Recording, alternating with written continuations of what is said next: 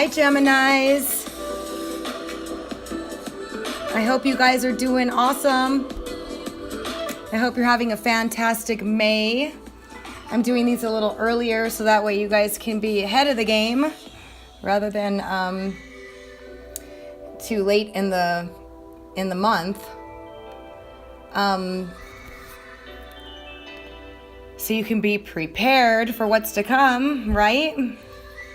So you guys have the Sun and Mercury traveling in your sign, which is always great because it does give you a ton of confidence, and you're expressive and communicative, and you guys are the communication sign anyway.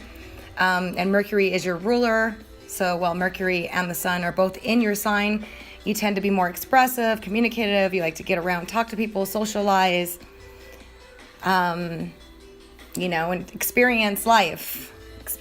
You have Venus transiting in Cancer in your second house of earned income and acquisition. And this is always great. Who doesn't want to make more money? So Venus transiting through Cancer will be there until the 12th. Until the 13th, when Venus will enter Leo. And that will be your third house of communication. So all the way until the 13th, you guys will be in the hot zone for making money. So definitely put your resources together and try to, capitalize on this as much as possible. Now, this money can come from you getting a raise, from you just getting extra clients if you work for yourself. You could find a new way to make money while Venus transits there, but it definitely points to benefits coming to you as far as acquiring things. Okay. It's also really good for sensuality. Venus is all about glamour and about the finer things in life. So you can receive gifts. You can be taken out. It's really, really awesome having Venus transit your second house. So you can definitely experience more money this month before it shifts. And you've already started this phase with Venus when Venus moved into Cancer in May. But now on the 13th, it's going to move and change signs into Leo, and that's going to bring you benefits. So from the 13th on, your benefits are going to be received through technology, through communication. Buying a car is favored. Renewing a lease, anything like that. Venus in the third house of transportation, communication, writing, all that stuff. You can see benefits coming there after the 13th. But for right now, enjoy making that money, honey.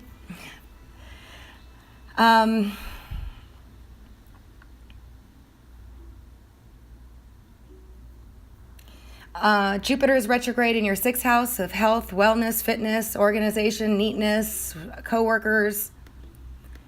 So you're going to be receiving benefits from Jupiter in that area. Jupiter likes to expand, make things bigger. It's awesome for working out, losing weight, changing your health regime, anything like that. Also organizing, cleaning out the clutter, making life more comfortable. It's good for getting along with coworkers. Saturn's in your eighth house of other people's money, resources, banks, institution, credit cards, loans, stuff like that, along with Pluto. And that's all about restructuring your finances, finding out who's really there for you, who's really not. You can feel burdened with responsibility. Saturn is about hard work, responsibility, and he shows us what's real, what's behind the scenes. He uncovers stuff so we can find out things about people we didn't know. We can, suffer disappointment of some sort, but that's so that way we really align ourselves with those that are in the best interest for us.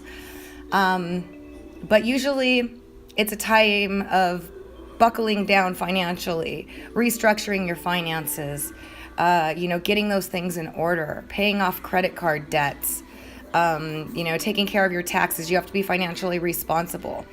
It can, for those of you that are married or involved with somebody, it can restrict their finances. This is about other people's resources.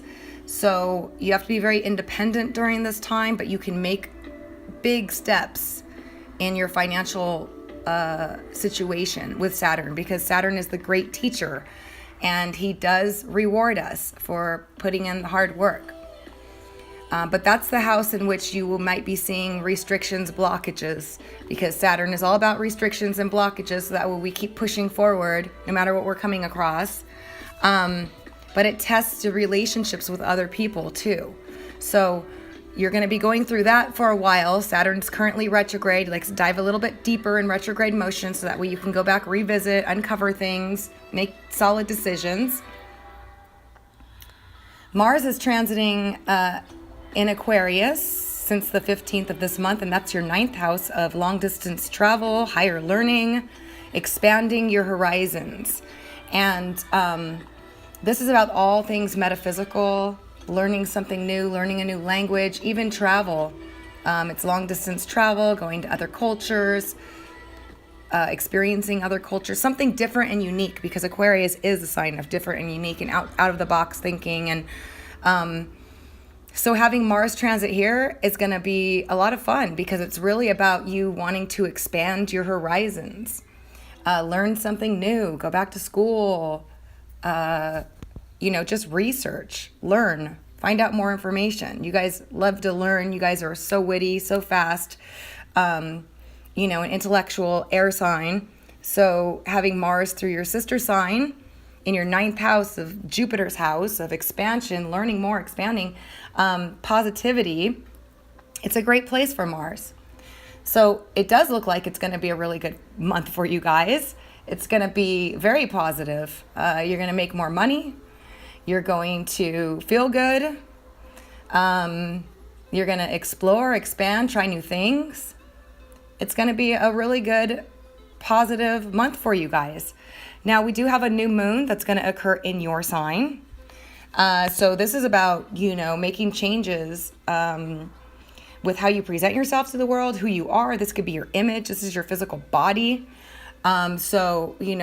New moons are endings and new beginnings. So you could be ending an old way of doing something and moving into a new way of doing something. And you could change your image completely. You could make a small change. You could do something. But this is about you. Who you are, how you want to present yourself to the world. Having a new moon in your sign is definitely a big thing, a big deal, about where it becomes the focus is on you. And new moons close out old things and open up new opportunities and new ways of doing things. So the focus will be on you from the new moon all the way to the full moon on making these changes. The full moon will be on the 27th, and it's going to be in Capricorn, and it's going to occur at 9:52 p.m. And that is going to be in your 8th house of other people's money and resources. Okay, so it's going to join Saturn and Pluto there. So this this full moon is going to illuminate or bring to culmination. So if some of you are waiting for money to come in, the full moon can bring that to culmination and you can receive that money. Some of you can find out, or it can come to a head, something that you need to take care of, so that way you can put it behind you. You can also make new realizations about, how you want to manage your finances from this point on, and maybe start a new savings plan, or, invest somewhere in something that, you think that would be a good idea. The full moons definitely illuminate. They can intensify our emotions so that way we can find solutions. So the 27th, this full moon will be in your 8th house of other people's money, resources, banks, institutions. It's also the house of sex and psychology, so you can uncover things about yourself. But it's also really, really good to manifest or set out your intentions of what you want to do financially on this full moon in your 8th house. Setting goals, setting out your intentions about what you want. Use this full moon energy to kickstart it into effect. We're also going to have Mars and Neptune turn retrograde this month we're getting into this retrograde mania where all the planets are turning retrograde, and it's all about going back, revisiting, refocusing, restructuring, and Mars is going to be retrograding in your 9th house of higher learning, expansion, philosophy, politics, religion, all that stuff. So you might be reviewing all these areas. Some of you might be thinking about going back to school, or expanding your horizons somehow. Some of you can be, when Mars is retrograde, revisiting an old place that you went in the past, going back to vacation in a place that you went in the past, since it is long distance travel as well. But, diving deeper into your philosophy in life, what your belief system is, restructuring that, making it solid. And then Neptune's going to turn retrograde on the 18th. And Neptune is in your 10th house of career. So you're going to be revisiting that area as well. When Neptune turns retrograde, it tends to kind of lift up the veil of perfection that Neptune does. Neptune rules the movie industry and glamour and fantasy.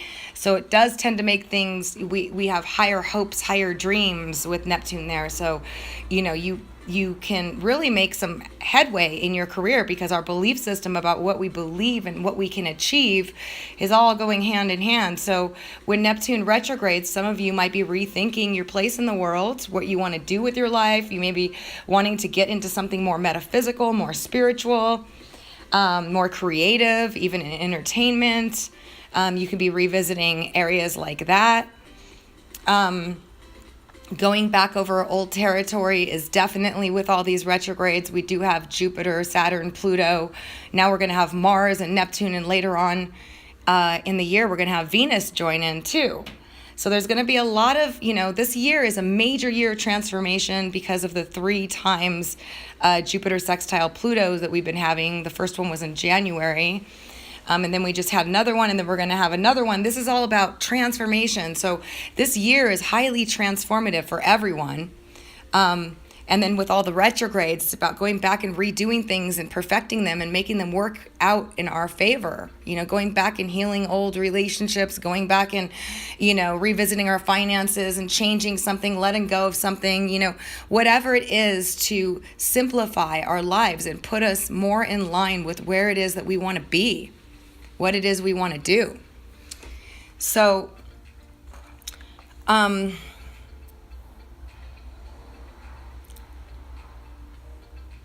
Mercury is going to enter Leo on the 29th also, just after the full moon that we have on the 27th. Mercury will change signs into Leo, your 3rd house. Again, it's going to join Venus.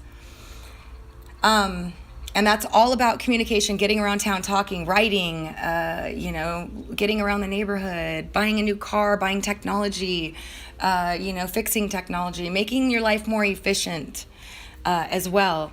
So the month looks really good for you guys. It's going to be good for money. It's going to be good for career. It's going to be excellent for learning new things, trying new things, exploring new things. You're going to have a lot of positive energy around you guys. So this is really awesome.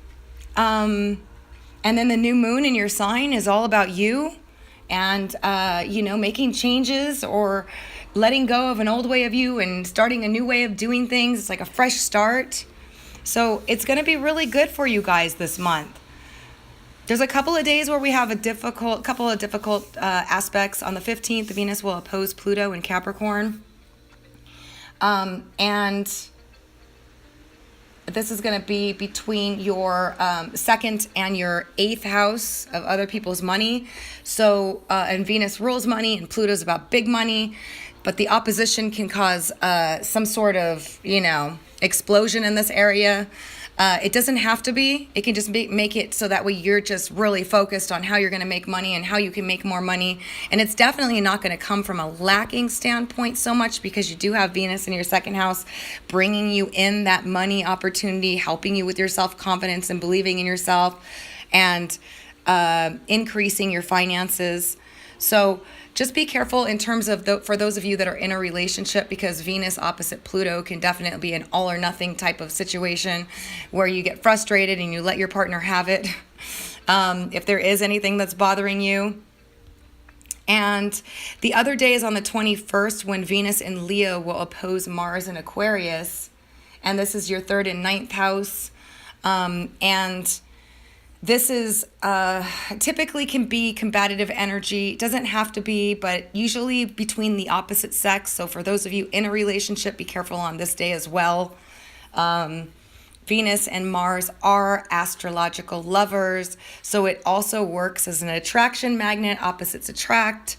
You can be very strong-willed at this time, and that can be attractive, but for getting into conflicts with, a partner if you are involved in a relationship. So yeah, the things to remember or highlight right now is June 13th. There's a new moon in your sign at 12:43 p.m. Mars is going to turn retrograde on June 26th, revisiting your 9th house of higher learning, expansion, politics, philosophy, spiritual outlets, all that stuff, metaphysical, revisiting all of that. And then Neptune is going to go retrograde on the 18th. Going over your career house or your public house, or where you want to be, where you see yourself in the future, and where you would like to be. So it's going to be a great month for you guys. I'm so happy to deliver this message to you. If you found this helpful, please do give it a thumbs up. If you haven't subscribed and would like to, please make sure that you click the bell. Otherwise, you won't get notification of my uploads as they come. So I'm wishing you guys a fantastic June 2018. It absolutely looks great. And I hope you guys enjoy it. I'll talk to you soon. Thanks so much for listening.